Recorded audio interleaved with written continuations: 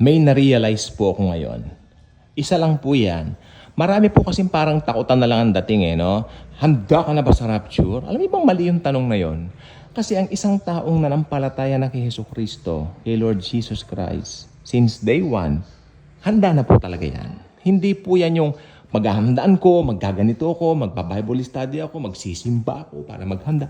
Maling kaisipan, it's wrong way of thinking. Sapagkat, sa totoo lang po, maniwala po kayo sa akin, kapag you already received the Lord Jesus Christ, kung kailan mo man yan tinanggap, maski tinanggap mo siya 50 years ago, 75 years ago, 80 years ago, tapos ngayon sabihin mo 15 ka nung tinanggap mo siya, tapos 80 years ago, edi ngayon 95 na po kayo, no? Lolo ko na kayo sa tuhod, hindi lang po sa tuhod, baka lolo ko na po kayo sa talampakan pag ganyang edad.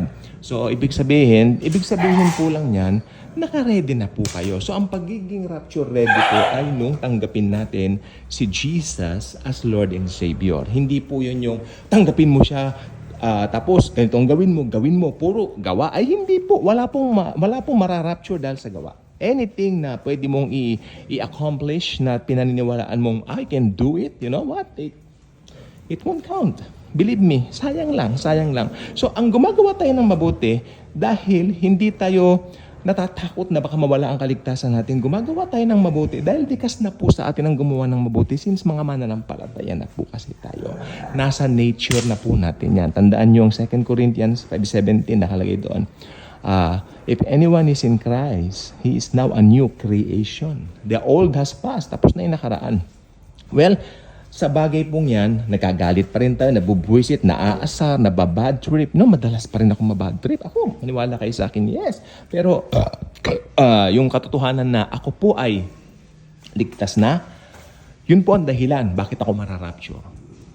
Walang pwedeng makapagbawas nung pagmamahal ni Lord Jesus sa akin.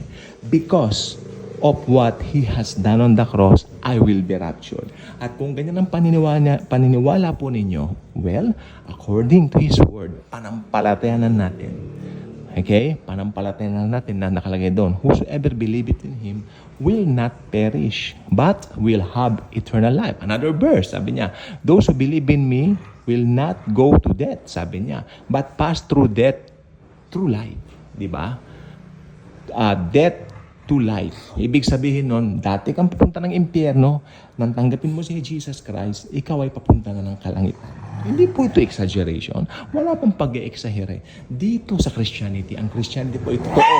Ito po ay katotohanan na nakasaad lamang sa Biblia. Kaya dapat natin palampalatayanan sapagkat sino mang maniniwala sa Kanya, tulad nga ng sabi ng John 3:16, magkakaroon ng buhay na walang hanggan. At with that, rapture ready na po. Anytime magra-rapture na dahil nanampalataya ka lamang doon sa tinapos na gawa ni Lord Jesus Christ. Bye-bye.